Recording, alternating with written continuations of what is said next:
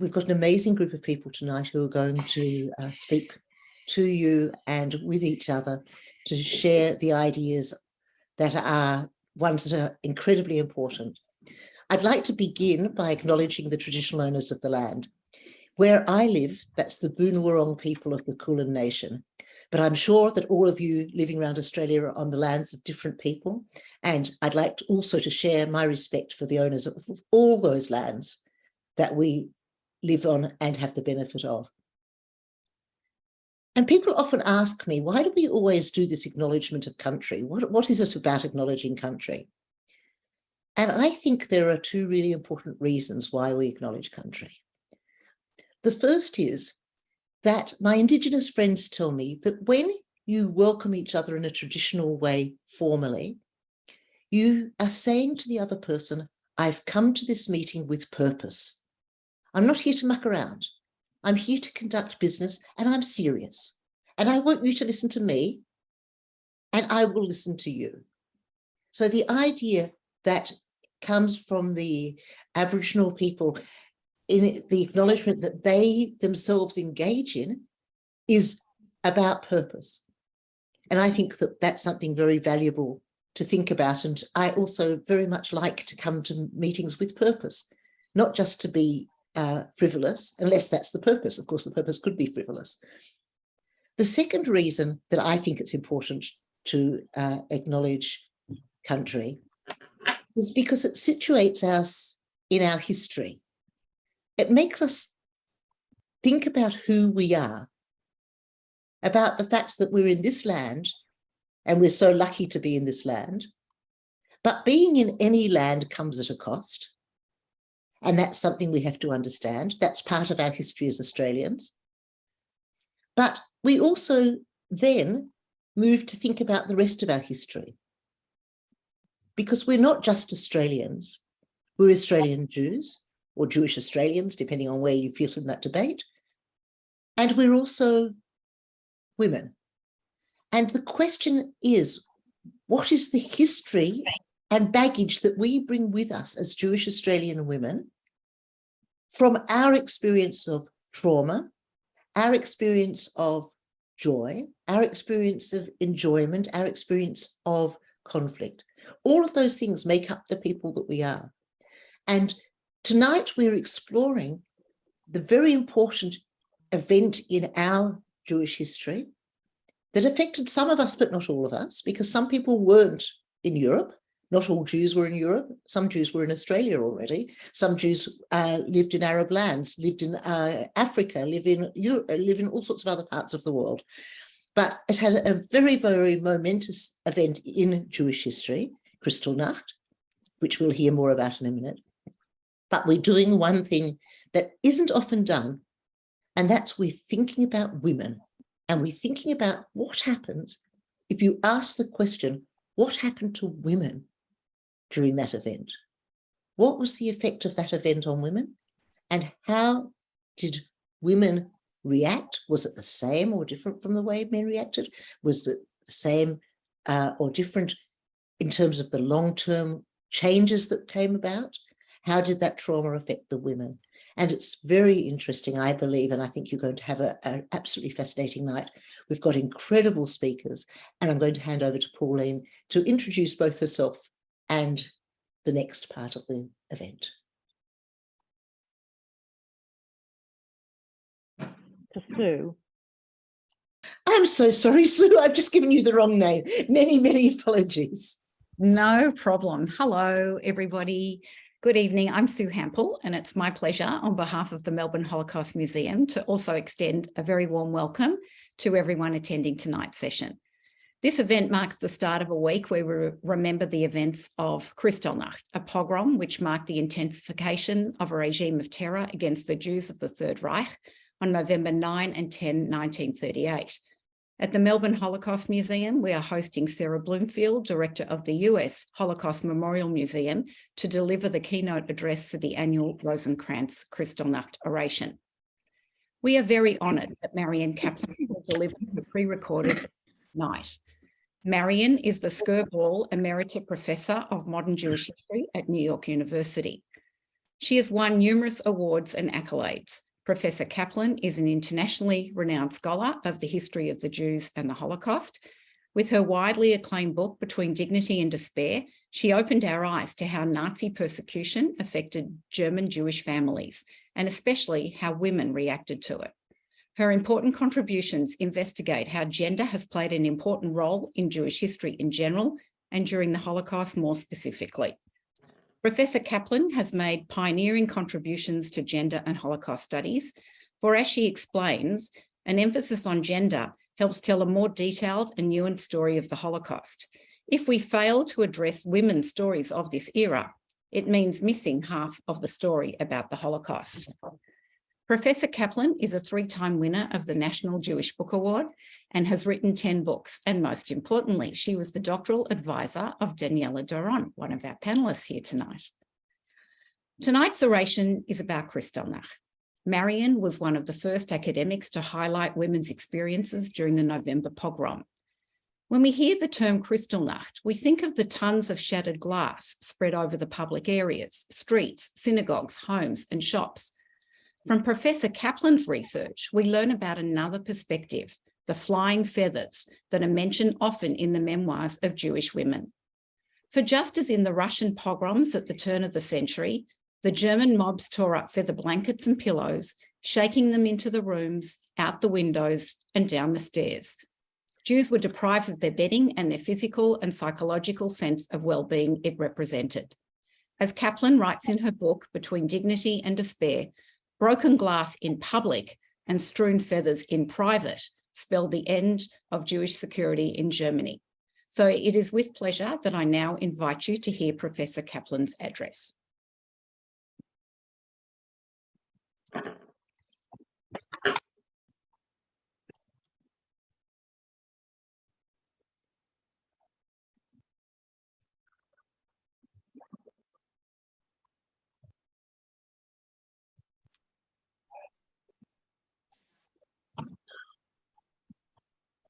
Can't hear a fucking thing.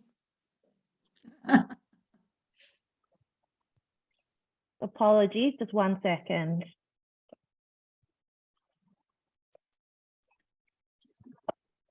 While she's fixing the problem, I think we should all thank Danielle Jones-Resnick, who's our Zoom master and who's able to manipulate so much of this technology that the rest of us are completely bamboozled by.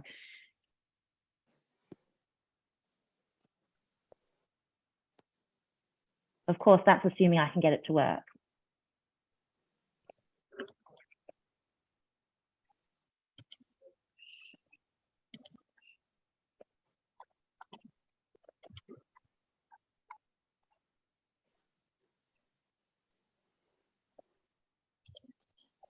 Please let me know. Thank you very much. Feminist scholarship, which uses gender analysis, much as class or ethnic analyses are used by traditional historians, has been crucial to my work on Jewish daily life in Nazi Germany. Gender made a difference in the ways Jews were treated by the oppressors. And gender also made a difference in the way Jews perceived and reacted to daily events. A gender analysis reveals dimensions in private life, women's domestic experiences, otherwise untouchable. For example, the decision-making process between husbands and wives regarding immigration. It's clear to all feminist scholars who study the Holocaust that Jews were persecuted as Jews and murdered as Jews. But there were differences between men and women in how they were treated as well as how they reacted. And it's taken a long time for women's history to be integrated into Holocaust historiography. Let me be more specific. Although the calamity that hit German Jews affected them at first as Jews, they also suffered based on gender. First of all, racism and sexism were intertwined in the minds of the torturers. The Nazis attacked Jewish men first, demolishing their careers and businesses. Jewish men were also far more vulnerable to physical assault and arrest. Even if ultimately Jewish women, the procreators, were also enemies in the Nazis' race war, doomed to perish at the beginning of the Nazi era Jewish women saw their men status slip precariously, and Jewish women tried to ameliorate the results. They saw that their men were endangered and tried to rescue them. Not only was early Nazi racism and persecution gendered, so were the victims' survival strategies in practical and in psychological terms. The victims reacted not always and not only as Jews, but as Jewish women and men.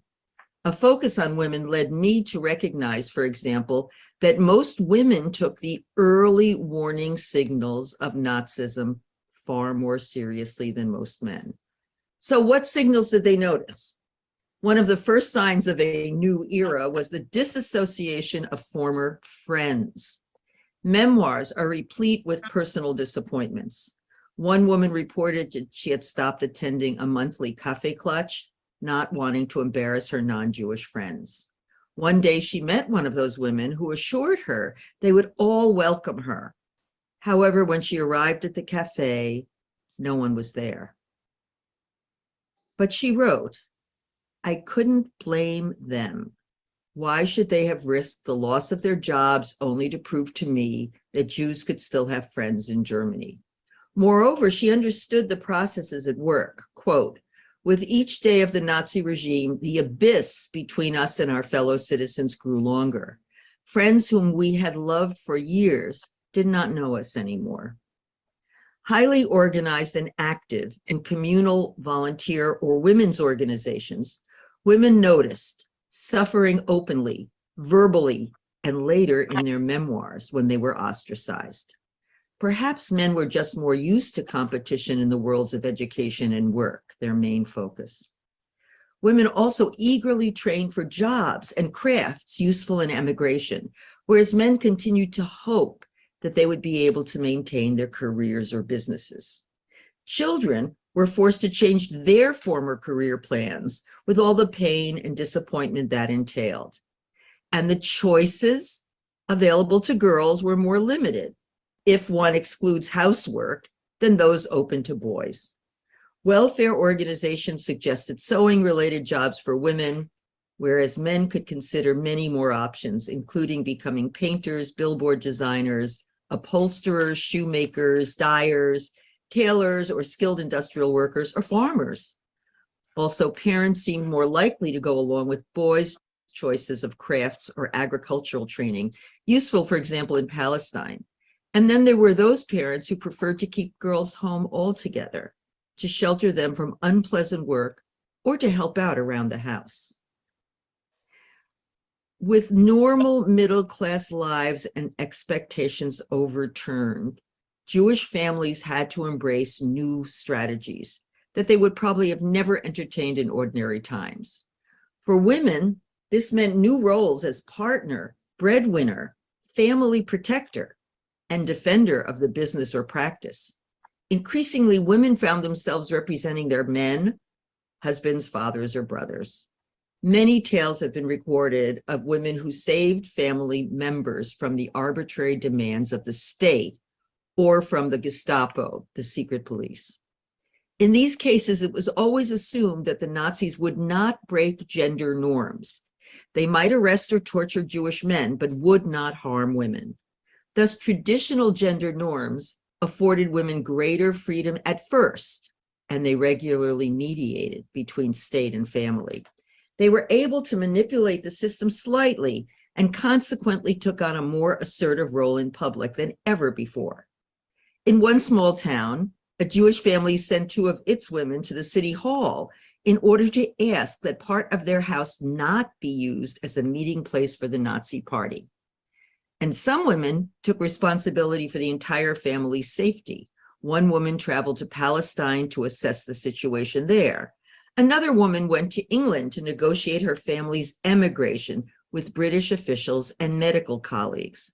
Her daughter noted, quote, "It was thanks to her pertinacity and determination that we were able to leave Germany as soon as we did.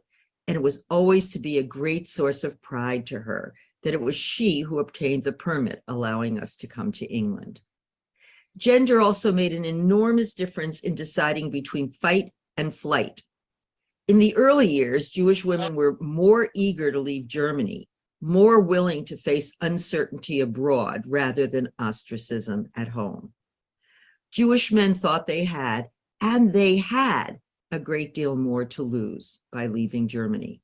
As long as they made a living, many breadwinners were unwilling to face poverty abroad without the language, the money, or the skills they needed in safe countries. In light of men's primary identity with their occupation, they often felt trapped into staying. Women whose identity was more family-oriented struggled to preserve what was central to them by fleeing with it. Men and women also led relatively distinct lives and often interpreted daily events differently. Raised to be sensitive to social situations, women's social antennae were not only more finely tuned, but directed towards more unconventional, what men might have considered more trivial sources of information, what the baker said, whether the neighbor gave her usual good morning greeting, and a widespread assumption that women lacked political acumen stemming from their primary role in the household gave women's warnings less credibility. Men claimed to see the broader picture, to maintain a, quote, objective stance. They mediated their experiences through newspapers and broadcasts. Politics may have remained more abstract to them, whereas women's narrower picture, the minutiae and significance of direct everyday contacts, brought politics home.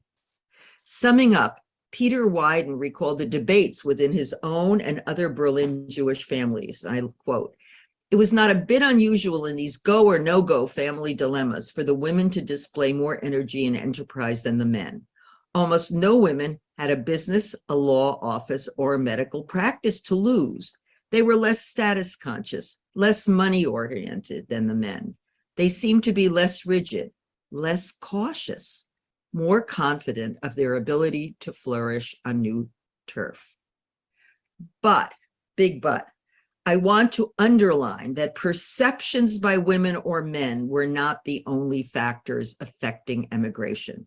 The writing was not clearly on the wall. That conclusion emerges largely with hindsight. In the first 5 years, Nazi deception and cynical dishonesty served the purpose of tranquilizing the Jewish community. More importantly, the major obstacle to mass Jewish emigration lay not in perceptions, but in the restrictions of foreign countries against immigration. Even though women transcended certain gender roles, gender continued to have serious consequences in emigration, in forced labor, and in hiding. Gender made a difference in matters of life and death. For example, more women than men remained trapped in Germany. While there are many explanations for this, including male deaths in World War I and higher numbers of widows and so on, it's also clear that more men got out before the doors were tightly shut, through connections, capitalist visas, or because they were physically endangered before women, and women sent them out first.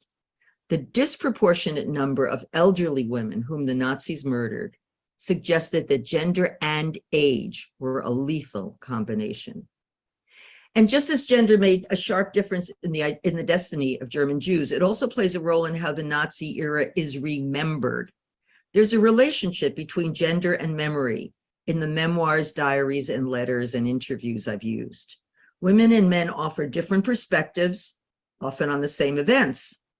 Women's memories tend to focus on family and friends, on the ways in which a variety of Jews coped, while men's tend to focus on their work, business, or political environments.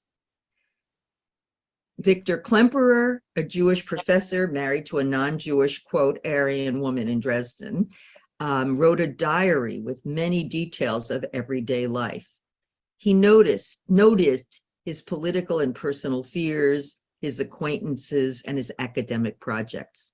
He also noted in passing how his wife scurried for food from morning and night until night and gave piano lessons in exchange for food. Women's memories and memoirs highlight entirely new dimensions of history. For example, men write of the public spectacle of the November pogrom, the night of broken glass, or Kristallnacht, when shop windows were smashed and synagogues were burned, giving the lasting image of broken glass from which the Nazis cynically extracted the name Kristallnacht. A powerful, if more mundane image mentioned very often in Jewish women's memoirs is that of flying feathers. Feathers covering the internal space of the home, hallway, front yard, or courtyard.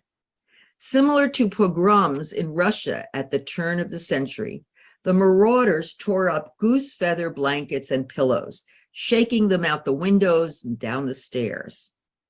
Jews thus lost their bedding, and with that, the kind of physical and psychological security and comfort that this represented and that they had once known. In addition, not only were these items expensive, but they could no longer be readily replaced because of their cost and in the looming war economy. Broken glass in public and strewn feather beds in private spelled the end of Jewish security in Germany. Now, who stayed behind? Fewer women than men left Germany. So why? First, women, especially young women, could still find jobs as teachers in Jewish schools or in Jewish social services. Dr. Martha Wertheimer, for example, who had worked as a journalist, plunged into Jewish welfare. She escorted children's transports to England, worked 12-hour days without pausing for meals in order to advise Jews on emigration, and organized continuing education courses for Jewish youth in forced labor. Ultimately, she wrote a friend that despite efforts to emigrate, she no longer wanted or waited to escape.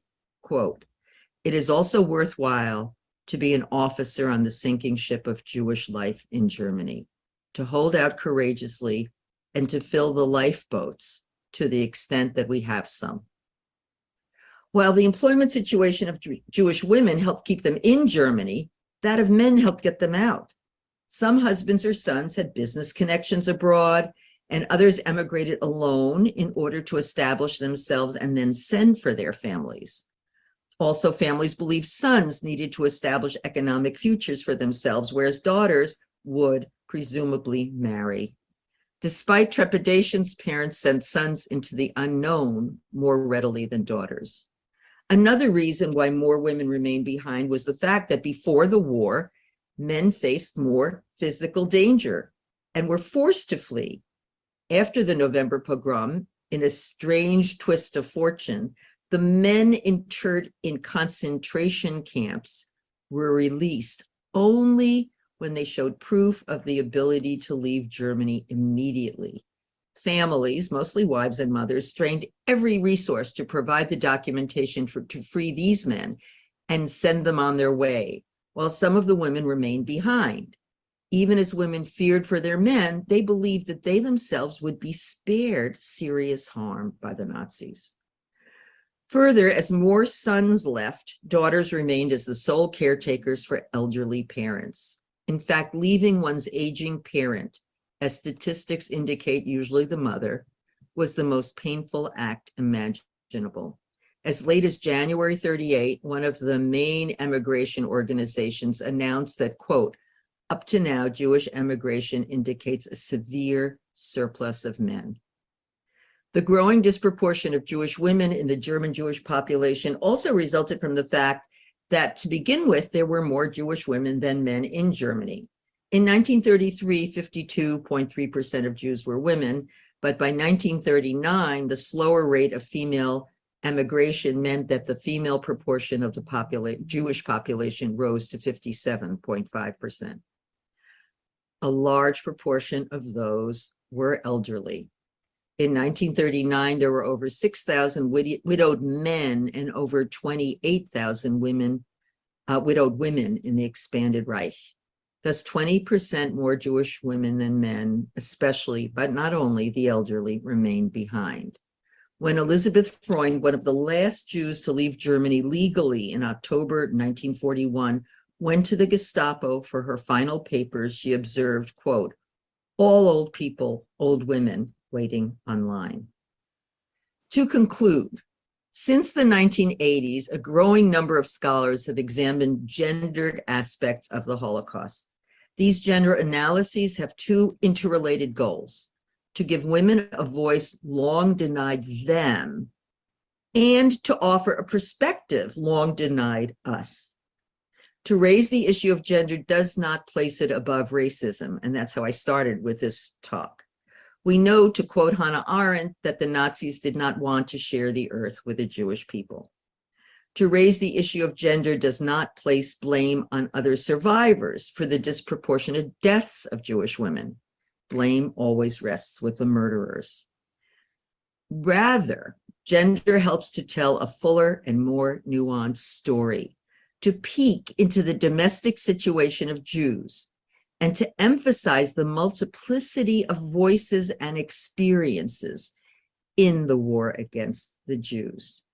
Gender counted, maybe especially in extreme moments. Thank you very much.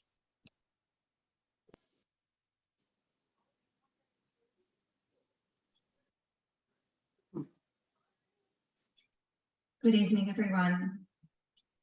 And thank you to Professor Kaplan for that insightful address. My name is Nikki Marczak, and I chair the National Council's Hate Committee. I also work in genocide prevention at the University of Queensland. I recall studying Marion's texts, and the vividness of the flying feathers has always stayed with me, along with the sense that Marion and other gender scholars drawing attention to women's experiences, despite these gender scholars, these remain largely invisible in our communal spaces and events around Holocaust commemoration. So I'm really pleased that we're able to highlight this tonight, and that we're joined by two scholars of genocide and gender to discuss these issues in more detail and to take your questions. We have Annabelle Baldwin, a lecturer in gender history at the University of Melbourne. Annabelle graduated with a PhD in history from Monash University in 2016. Her research examines sexual violence against Jewish women during the Holocaust and how these stories are narrated in the Shoah Foundation Institute's Visual History Archive. We also have Daniella Doron with us. Daniella is a senior lecturer in Jewish history at Monash University. Her research fields include French history, the history of childhood, gender and the family, and modern Jewish history. Her first book, Jewish Youth and Identity in Post-War France, came out in 2015, and tonight she'll share with us from her newest book project, Feeling Familial Separation, Emotions, Agency, and Holocaust Refugee Youth. So welcome to Annabelle and Daniella, and thanks for being with us. Hi Annabelle. Hi Daniella. Thank you. Annabelle, if we can start with you. In her talk and much of her writing, Marion Kaplan talks about how women experience the Holocaust in gendered ways. Could you share with us some of what you've uncovered in your research about women's experiences of Kristallnacht and the lead up to the Holocaust? Yeah, thank you very much for having me, and thank you for that introduction, Nikki. So I want to start by saying that most of my research that does cover this particular period, most of the testimonies that I have watched are actually from children in Germany or Austria. So most of the memories that I am working with here are from children who were quite young during Kristallnacht and who were often still living at home. So they are narrating not only their experiences, but also the experiences of their broader family, and particularly their parents or their siblings as well. So most of the testimonies that I have watched where women have narrated their experiences of Kristallnacht usually begin by talking about that public side of the experience that Marion was talking about in her presentation before. A lot of them start by talking about the destruction of the synagogues, about the destruction of their businesses, particularly their own businesses. If they're parents own businesses, particularly their fathers, they will talk about what happened to their businesses.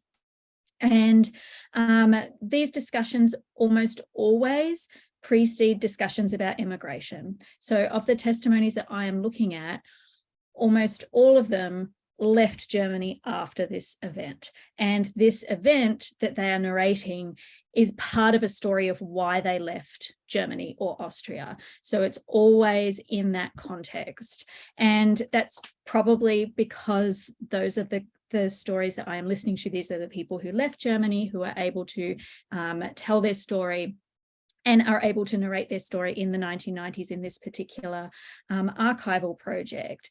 But that's sort of the context of the memories that I am looking at. So most of these women, as I mentioned, were children at the time of Kristallnacht, and many of them talk specifically about remembering the overt violence on the street. They will often talk a little bit about violence and persecution in the lead up. So one example of a survivor whose testimony I listened to, Adele, she was 7 years old, she lived in Cologne, and she talked about how in the lead up, she was only 7, so she didn't understand what was going on, but she remembers vividly an old German woman spitting at her on the street. So in the lead up to Kristallnacht, there are sort of punctuated memories of persecution or of discrimination against Jews in public spaces. When talking about Kristallnacht themselves, most of these women were at home and experienced Kristallnacht at home. One survivor, for instance, Adele, she was 13 years old. She lived in Vienna. She remembers an elderly Jewish couple who lived next door to them, whose apartment was broken into by the Gestapo, who beat the man. And then when his wife protested, they beat her as well. So there are certainly memories of very violent actions being taken against Jews that they witnessed or overheard. One really poignant example that I'd hope to be able to share a clip with you, but unfortunately the archive is going through some maintenance, so it's not working this month. But one interview is Regina Weiss, who was 9 years old living in Cologne, and her father was in Poland at the time for work. So she just lived with her brother and her mother in Cologne. And her memory is really visceral in its sort of sensory elements. She talks quite a lot about sound. So she says, for instance, Kristallnacht came. We woke up by a thundering of noises. And then later she says, then we heard the black boots coming up the stairs. So she's narrating her story on sound, like it's the sound that is most vivid in her memory for the beginning of her story. And her family owned, particularly her mother, ran an antique store, and they lived in the apartment above. So she remembers this thundering noise as the SA destroyed the business below, and then the thundering up the stairs, they came up to the apartment above. And so she talks here specifically about the SA or the Gestapo bursting into the apartment and destroying it. They weren't looking for anything in particular. They asked about her father, and her mother said that he was in Poland, so they were looking for Jewish men to arrest. And with Regina and her brother and her mother in the other room, they just destroyed the apartment. They destroyed all of the furniture, they toppled it over, they broke all of the china and all the plates, they threw clothing around the apartment, and then confiscated other goods from the family. And what I find really interesting about Regina's memory is that her mother is really centered in this story, because after the SA left, she describes her mother as really sort of taking charge of this situation, and went to reclaim her father's motorcycle that had been stolen by a German shop down the road. And she went to the shop and demanded that they give it back to her, and she refused to leave until they did, so that she could reclaim it to sell it for money to fund their family's emigration, which is what she did. She single-handedly organized for the three of them to emigrate, I think, to Czechoslovakia after Kristallnacht. And another memory from a woman named Ella Weisberger talked about blood all through the house, because the SA and the Gestapo, who had destroyed their house, had cut themselves on all of the broken glass and left blood all through the house, and then washed their hands in the bathtub where they were like soaking fish for a family dinner in sort of a couple of weeks' time. And they used that water to clean their hands of all the blood that they had left through the apartment because of all that broken glass. So I think that a lot of these women's memories of Kristallnacht, especially when they're talking about their memories as children and within their home, are often really centered on senses, what they could hear, what they could smell, how they felt, because they often couldn't make sense of a lot of what was going on. And they often center their mothers in those stories. So those are some really important things that I think have come out of these particular testimonies that I've looked at. Thanks, Annabelle. Some really striking examples there of exactly the sorts of things that Marion was speaking about in her talk. Thank you for sharing those with us. And Professor Kaplan was also one of the first scholars to note that women not only experience genocide in gendered ways, but that they also remember their experiences differently from men. So, for example, women's testimonies often emphasised more strongly the trauma of having their hair shaved off on arrival in concentration camps. Marion mentions that women's memories of the 1930s often excluded being ostracised from former social groups or being refused service in stores where they'd been regular customers. What other sorts of things do women tend to reflect on in their testimonies about their experiences of the years leading up to Kristallnacht? And I can direct that perhaps to Daniella to start off with. Sure, I'm happy to start Thanks. off with that question. Thank you, Nikki. You know, as Marion mentions, women's memories and their experiences at the time tended to center more on the domestic, on the private life. This means that their memories, their testimonies, their memoirs tended to recall more often, as opposed to their husbands, what was going on with their children. In part, that's because their children probably went to their mothers more often and told them what was happening on the schoolyard.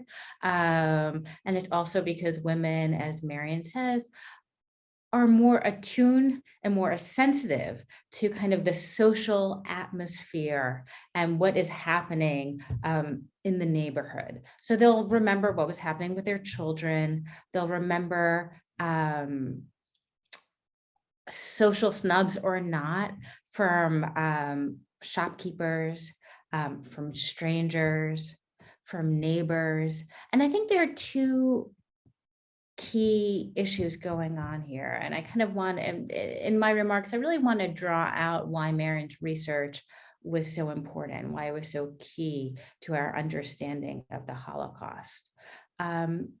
For one, when we look at women's memories, right, when women are kind of assessing what is happening in Germany, how are their friendships changing, what is happening with the shopkeeper, the baker that they've been going to for the last 10 years, right, we see mixed messages. Right? It is not exactly, certainly for the first 5 years until Kristallnacht, and Kristallnacht truly was a turning point. Up until Kristallnacht, Jews were trying to figure out what to do. Some left, some stayed behind. There were a lot of marital arguments about what to do. Women and men fought it out in the home. What should they do? It wasn't clear. And that's because for every friend that fell by the wayside, right, another friend would come over and say, how are you doing, right? And so Marion makes it very clear that there were lots of mixed messages. And that answers the larger question of why didn't Jews leave earlier?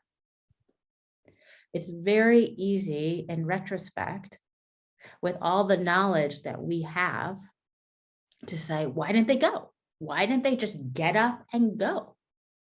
Right? But one, they didn't know what was to come. You know, the Holocaust was unimaginable. And of course, they didn't have the benefit of hindsight. And also at the time, it wasn't clear what was happening. They were getting mixed messages from the neighborhood.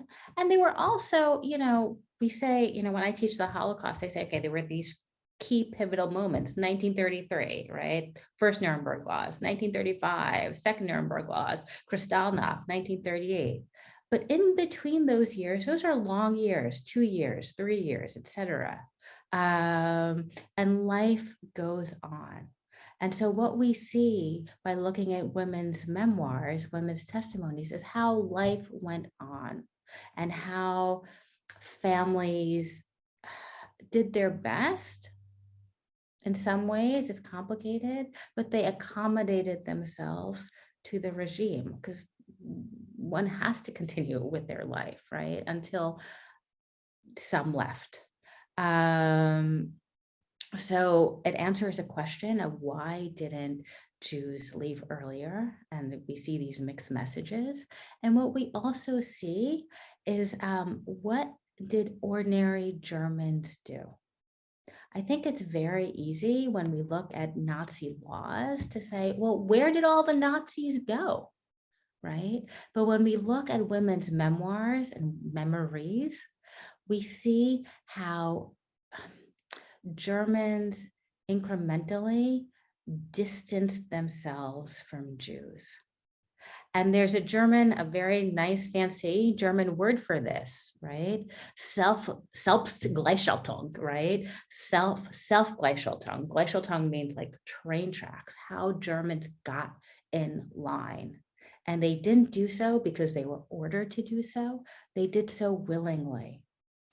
And Kaplan makes a very important point, one that I always underline to my students. Jews could not have been killed by the Nazis, by the Nazi elite, had they not first undergone the process of social death. Meaning, German friendships and relationships crumbled. So by the time Germans stopped communicating with Jews over time, and by the time Jews were deported, in the minds of Germans, they were already dead. They were not visible to them. They were not present to them. So no one resisted, said a word when Jews were deported, hardly, because that process of social death had occurred years earlier. And Germans, ordinary Germans, were implicated, were guilty in that process of social death. And it's only by looking at women's memories and their memoirs and testimonies, we could see how Nazism became a mass movement. And we see how ordinary Germans are guilty and implicated in the process of the Holocaust. Thanks, Daniella. Annabelle, did you have anything to add there? I think Daniella covered most of the main salient points for that.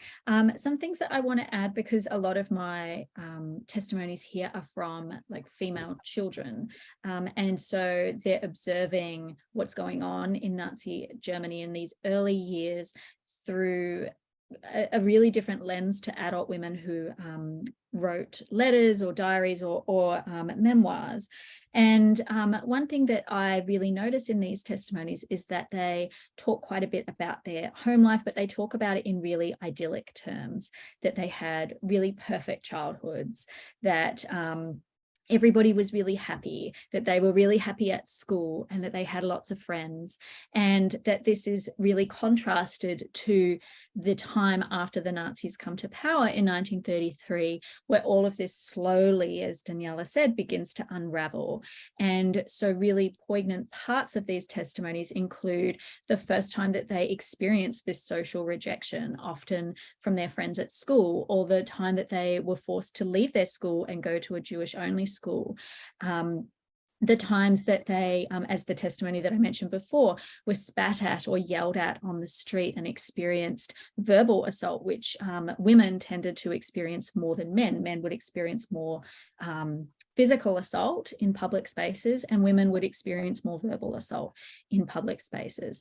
And so through these testimonies, as Daniella has said, we can really see how this is such a gradual thing that takes these survivors by surprise when it happens, that these were people that were their friends before, that they thought that they would stick by them through what is going on in Germany. And the realization that they won't stick by them is cutting for these women. And that's often what they are focused on, how they felt when their best friend tells them that they can't play with them anymore because their father told them that they were, to quote, dirty Jews or something like that, that they're not allowed to play with them, that they're not allowed to associate with them. There's a lot of emotive storytelling in those experiences. But I think a lot of that really lines up with what Daniella has said about it being really gradual, and that this is often why those processes of immigration were so slow until Kristallnacht. Yeah, thanks, Annabelle. Daniella, I'd like to ask you a bit about the study of gender and the Holocaust, because although the influence of gender during the Holocaust has been studied for some decades now, there are still aspects of women's history that seem to be ignored or forgotten. And Kristallnacht is a prime example of the male public experience being cast as the universal experience. So we all know about the broken glass, but not so much about, the broken crockery and furniture inside the house, and of course the bedding. Professor Wolf Gruner has written that our view and understanding of the November 1938 pogrom is still quite limited for that reason, with almost no attention paid to attacks on private homes. And it was, of course, these attacks that affected women particularly, since they were more likely to be at home during the pogrom.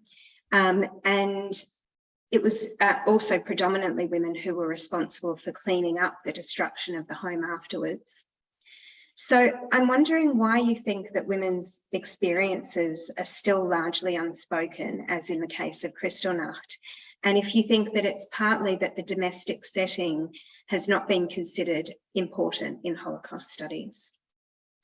I mean, I think, well, thankfully, a lot of research has been done on gender in the Holocaust since Marion's path-breaking research, and there was some scholarship a bit before that, but her book really kind of redirected the field of Holocaust studies. There are still areas that are underexplored. I think you're right in saying Kristallnacht is one of them. I'd say in general, gender too, but I think there could be quite a bit more work done on Kristallnacht. Sexual assault in the Holocaust, as Annabelle is represents that path-breaking research, is a mushrooming field, and it's expanding and growing, and grateful for that. I think queer history and masculinity also can be expanded upon. But when these early scholars of gender in the Holocaust started doing their work, part of the resistance, which I think Marion alludes to, but doesn't fully spell out in her talk, was that, as she says, Jews were persecuted by race, of course. And part of the early criticism of Marion's work and other scholars' work on gender and the Holocaust was the sense that she was implying, which she wasn't, but that she was implying there's a hierarchy in suffering, that women suffered more than men. And that's not what she does. That's not what she says. But there was some early resistance to studying gender in the Holocaust for that reason. And that, of course, part of what retarded the study of gender in the Holocaust is this assumption that the Holocaust was a race-based persecution and that women and men suffered equally or experienced it equally. And what we see is that's not the case, that gender mattered. It mattered in terms of experience, and it mattered in terms of life and death, and it mattered in terms of how women and men reacted to Nazi persecution and assessed the danger, the rising tide of danger. That is how kind of the early trajectory of the field. And now the field has made tremendous headway, but is still expanding. Yeah, and you mentioned the issue of sexual violence during the Holocaust, which is, Annabelle, your area of study particularly. And it's also the use of sexual violence as a tool of genocide is something that's gained a lot of attention in recent years, and it was legally recognised by the International Criminal Tribunal on Rwanda in 1998. And cases like Rwanda and Bosnia, and more recently the Yazidi genocide and the Rohingya genocide in Myanmar, all featured sexual violence as a core component of the aim to destroy the community. Sexual violence against Jewish women during the Holocaust was different in that it was officially outlawed by the Nazis based on ideology about racial purity. But that didn't stop it from happening. And it remains a strong taboo even today in our community. Could you tell us if this is something that women who experienced the violence of Kristallnacht have referred to in their testimonies? Yeah, it is. I would say that this is definitely an event that I have considerably less testimonies about sexual violence in compared to other violent pogroms or other violent events that Jews experienced after the beginning of the war. And to your point about racial laws, like sexual violence during the Holocaust was experienced and was perpetrated very, very differently to in a lot of more recent genocides since the 1990s, where sexual violence has been considered to be a weapon of genocide. It definitely was not a weapon of genocide in the Holocaust. However, Jewish women and girls were vulnerable to sexual violence because of the structure, because of the conditions of the genocide. So the fact that there was a genocide going on, or the fact that there was persecution of the Jews in these early years, meant that Jewish women were vulnerable. And we definitely see that vulnerability in the testimonies, the few testimonies that I do have about Kristallnacht, because in this early phase of the Holocaust, this pre-war phase in Germany and Austria, this pre-ghettoization, pre-deportation phase, most sexual violence occurred in private. The Nazis, as you said, had very strict racial laws against what they termed defilement of the race, which included any kind of sexual contact with Jewish women, whether consensual or non-consensual. However, as we all know, the fact that a law exists preventing sexual violence does not prevent sexual violence in the real world. So it absolutely did happen. And all of these accounts happened in private during home invasions. And so what I see in these testimonies about sexual violence during Kristallnacht is that the perpetrators, who were SA, SS, Gestapo, were using the pretext that their authority gave them within the pogrom to enter Jewish homes and to victimize the women who lived in these homes in the context context of the overall violence of Kristallnacht. And it is important to remember as well that this violence of home invasion continued many days after the public violence of the breaking of synagogue windows, of burning synagogues down, of destroying Jewish businesses. That happened primarily that first 1 to 2 days, but home invasions occurred for a considerable number of days after that. And the pretext of property seizures and entering Jewish homes looking for Jewish men to arrest often made women vulnerable in these circumstances to sexual violence. So the few cases that I have of sexual violence in these contexts all occurred in this manner of Gestapo, SA, SS forcing their way into Jewish homes, isolating Jewish women, and whilst other members of the team like ransacked the house, destroyed belongings, confiscated valuables, other men would commit sexual violence against young Jewish women in other rooms of the house. I also have some cases of women who were required after Kristallnacht to register with the Gestapo and to regularly report to them.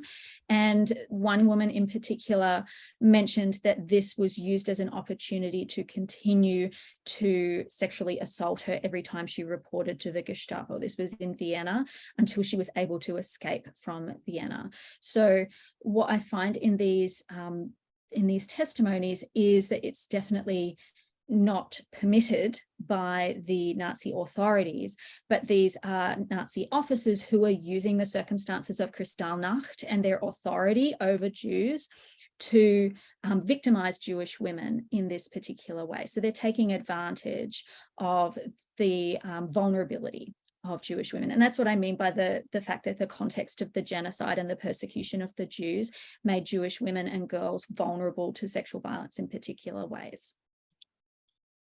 Yeah, and I guess alongside women's vulnerability, there are also a lot of examples in women's testimony of what we might call resilience or agency or resourcefulness. And you know, we've already talked about some of the examples of women taking on traditionally male roles in the absence of their husbands, or attempting to negotiate with officials to have their husbands released. I know there are many examples of other sorts of actions that women took, like sewing jewels and diamonds into the hems of their dresses, for example, to use to bribe border guards.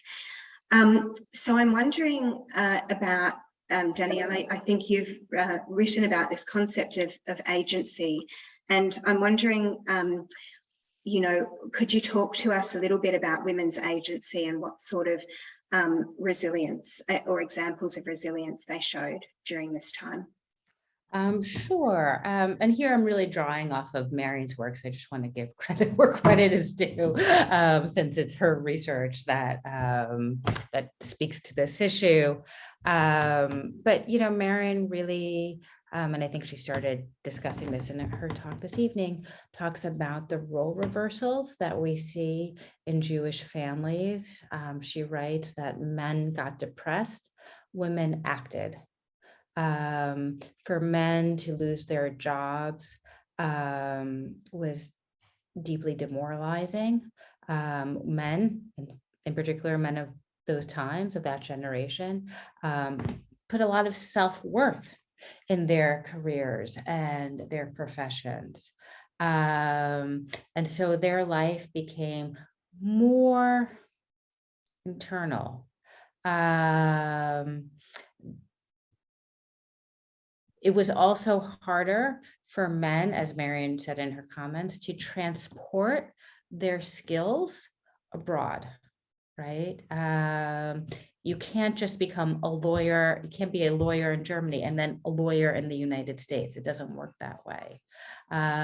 So they experienced Nazi persecution by turning inward. For women, they got very busy. They learned languages. They acquired new skills. As we said earlier, they tried to get their husbands out of jail. they, in addition, did the housework, right? They were busy. But I just want to think about the consequences of being busy all the time, and on the one hand, we see tremendous agency here, right? And I really wanted to underscore what it must have meant for these formerly middle class, upper middle class women who are socialized to behave in a certain way and to expect a certain life, to instead leave the house and exhibit such determination and resilience and adaptability. It really must have taken tremendous courage. At the same time, staying busy all the time is really a form of accommodation. It may have meant that for some women, it was hard to see the big picture because they're keeping busy all the time. And it is also a coping strategy, as we all probably know from our own lives on a far more mundane scale, right? Keeping busy helps you cope with whatever is going on. It gives you a sense of doing something, even if actually your life is out of one's own control. So Kaplan writes that these role reversals, which happened for a period of time, it was not the case before the war, and it was not necessarily the case after the war, were also a form of a conformity and accommodation. And it's important to think about that, and it answers a question of why didn't they necessarily leave earlier, even though there are many more answers to that question. So I think I'll leave my answer there. I just want to add a little something to what Daniella said to give a sort of to broaden our lens here, is that this is actually a really common thing in all conflict for women to take on more diverse roles once conflict begins, because of the absence of men, or because men have been killed in genocide, but also because the conflict leaves open opportunities for women to move out of the private sphere and into the public sphere, which we really saw in what Marion addressed about women being really involved in community.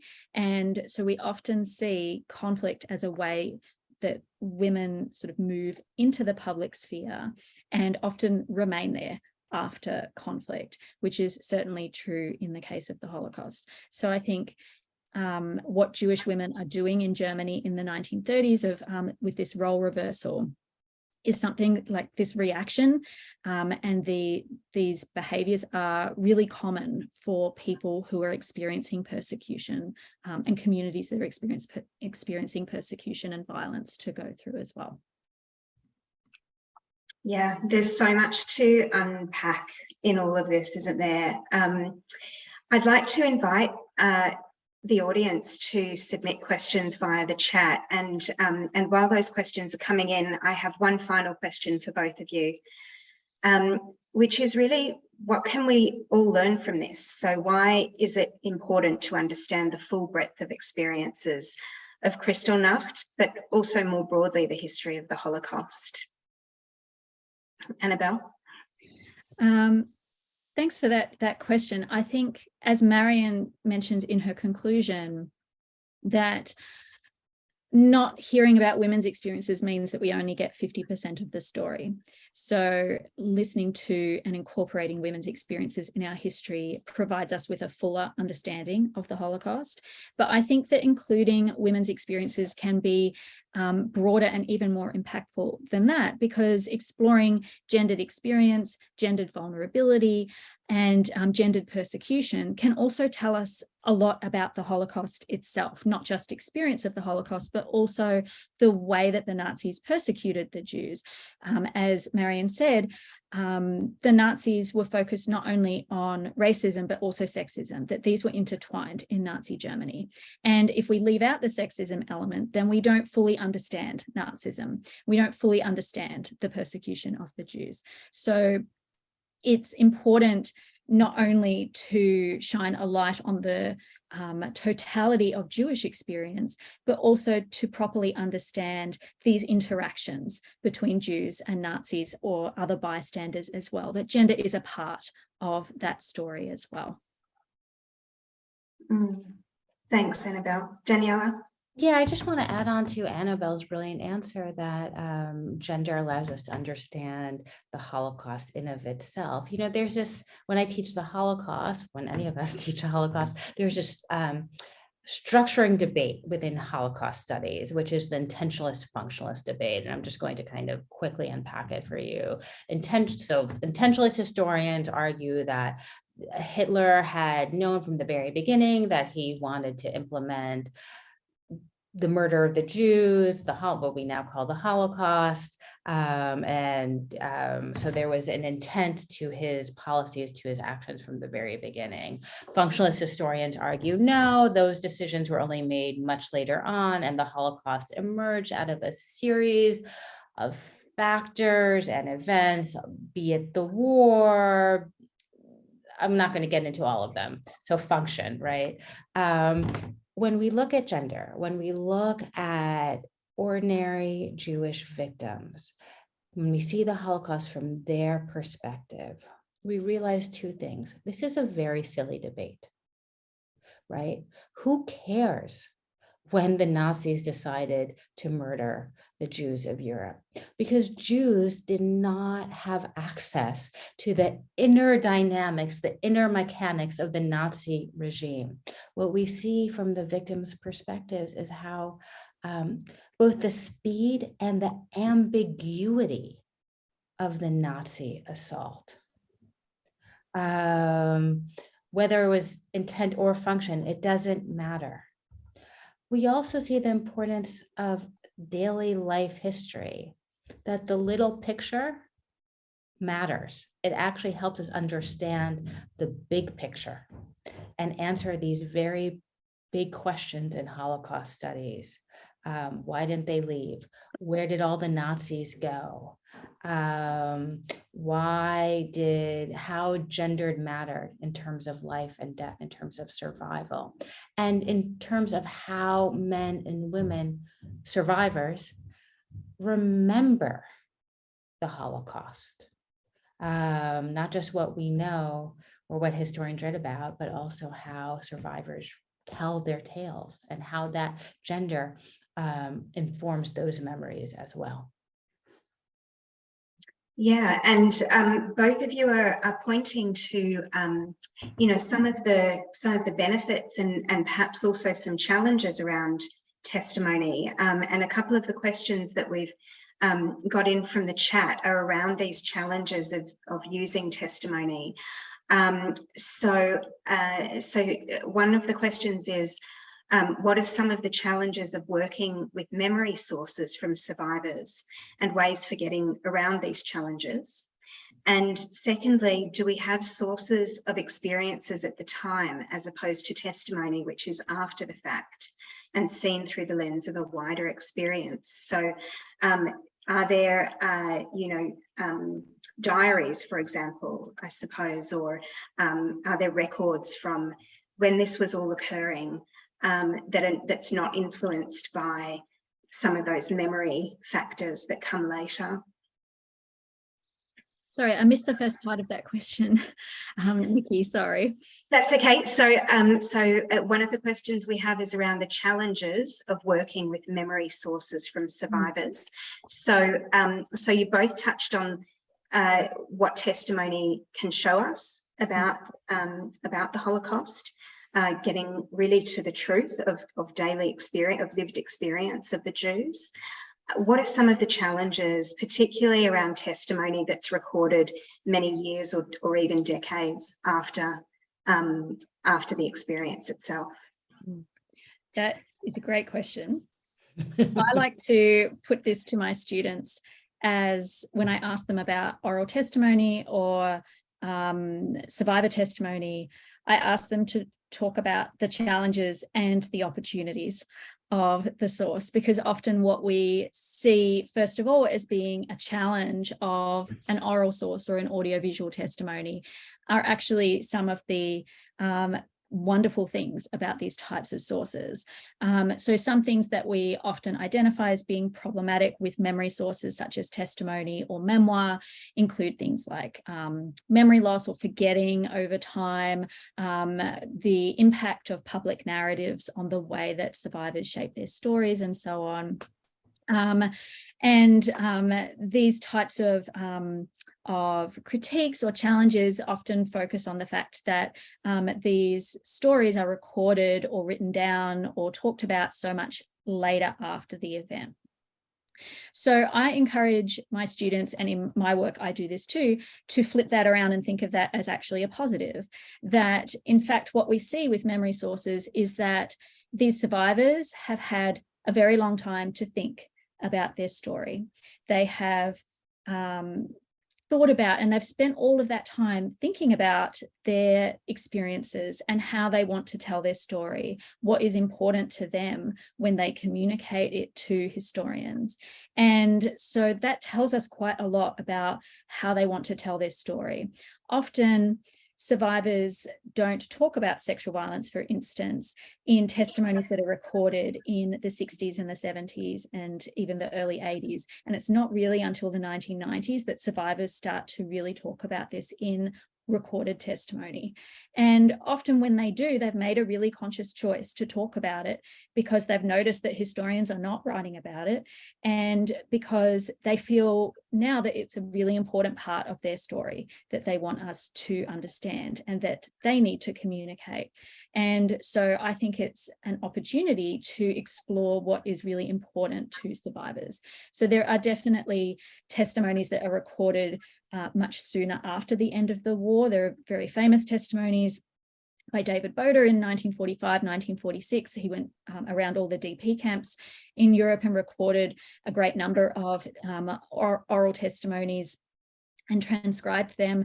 There are also other very early projects and early women's memoir publications from that sort of 1945 through to 1950, 1951 period. A lot of women published memoirs in that period, and a lot of these gendered narratives are very present in those early stories. They're edited out by themselves in those later testimonies, and then they come through again in the testimonies that are recorded later on. So it's certainly a challenge to work with these sources because they're not contemporaneous, like they weren't recorded at the time that things happened. So of course people forget things, but what they do remember is often the events that are most important to them. And that's something I think really valuable for an historian. Yeah, thanks both of you. We're getting some interesting questions coming through, and we probably have time only for one more until we move on. So we're being asked, how can learning about women's experiences during Kristallnacht advance Holocaust historiography, and more importantly, contribute to the creation of frameworks for examining other genocidal experiences too? And if I may, I might actually respond to that briefly before going to you both, because in my work I've looked actually at the Yazidi genocide, the Armenian genocide, and others, and in fact a lot of the sort of theoretical work that Marion Kaplan and others did on gender and the Holocaust has been really useful in terms of understanding and framing women's experiences in other genocides as well. Even though, the facts of the genocide may have been different, the ideologies were different in many ways, the experiences of women and the ways that women responded are actually often very similar. So in the Armenian case, we have many examples of women packing or drying fruits and things, and packing bags before their deportation marches, thinking ahead, planning and preparing for what they might need, again, sewing valuables into their clothes, or perhaps even going and digging holes in their gardens to bury valuables in case they were able to then return after they were deported.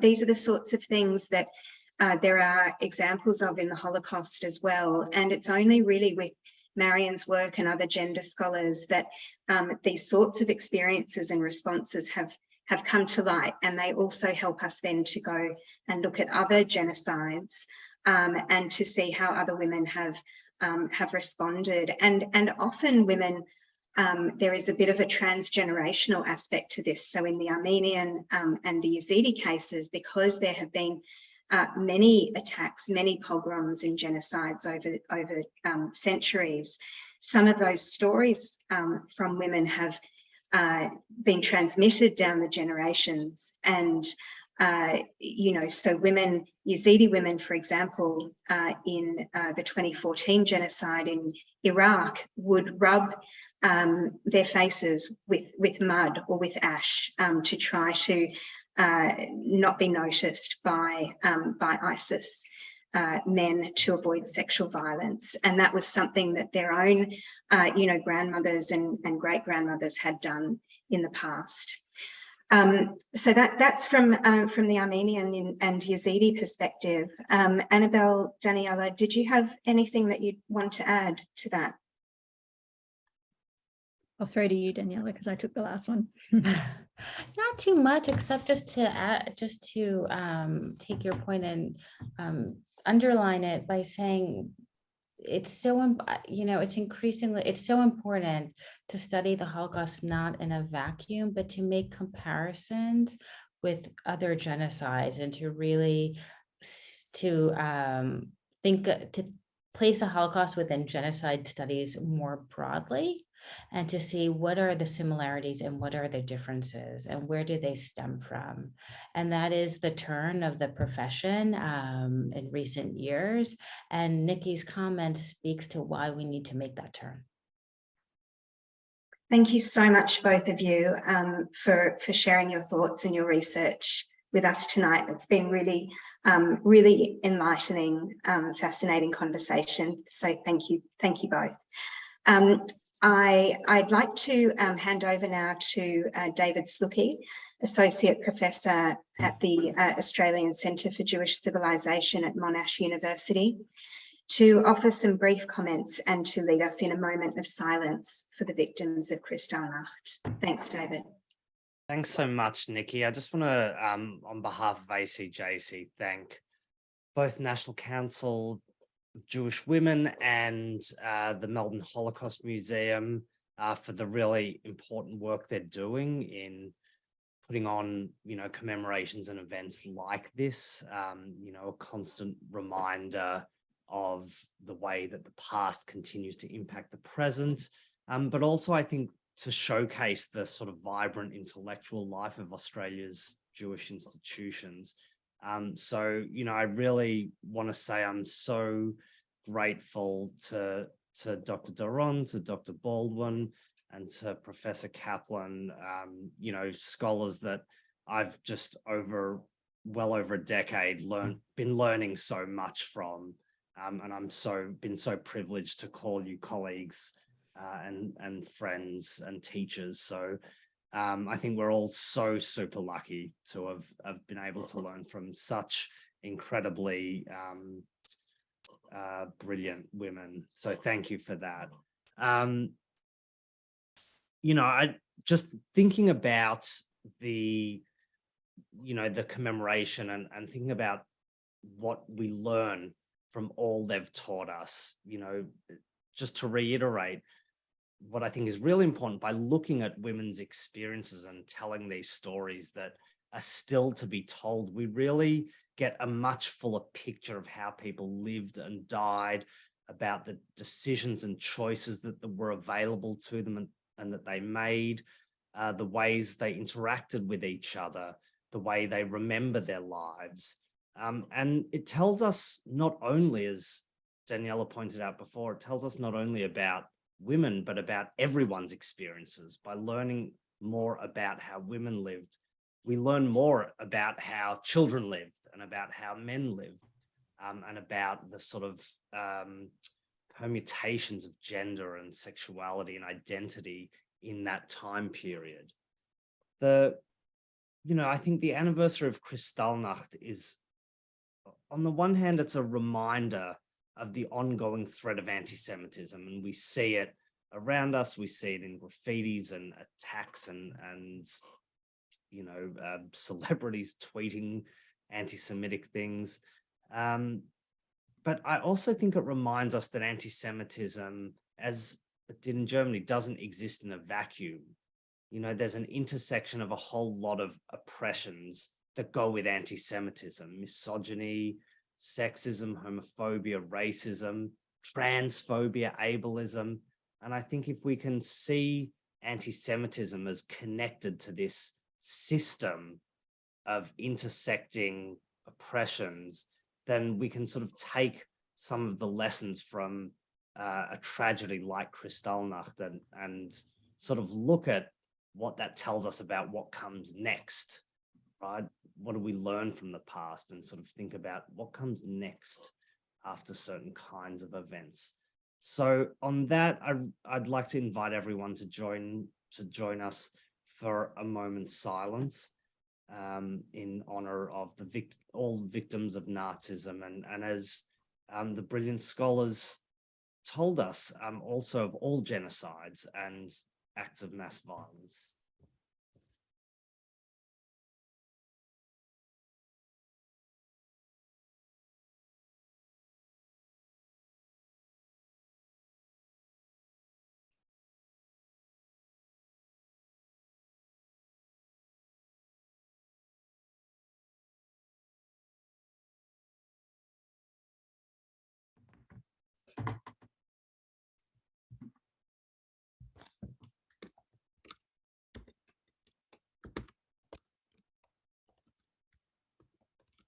Thank you so much, everyone. I hope that was an opportunity to kind of reflect on, our own position in all this, our own obligations, and sort of thinking about what we can do to help mitigate and prevent the kinds of things that led to Kristallnacht, which led to many, many worse things. Thank you on behalf of ACJC.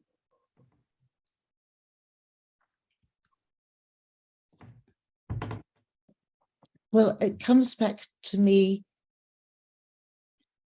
to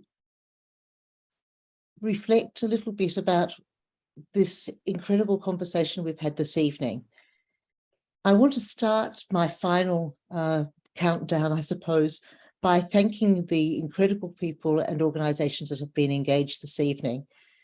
It's National Council's job to, where possible, cast a gender lens on events and to see how a woman's perspective and a gender perspective raises different questions and shares different insights than a perspective that doesn't include a gender lens.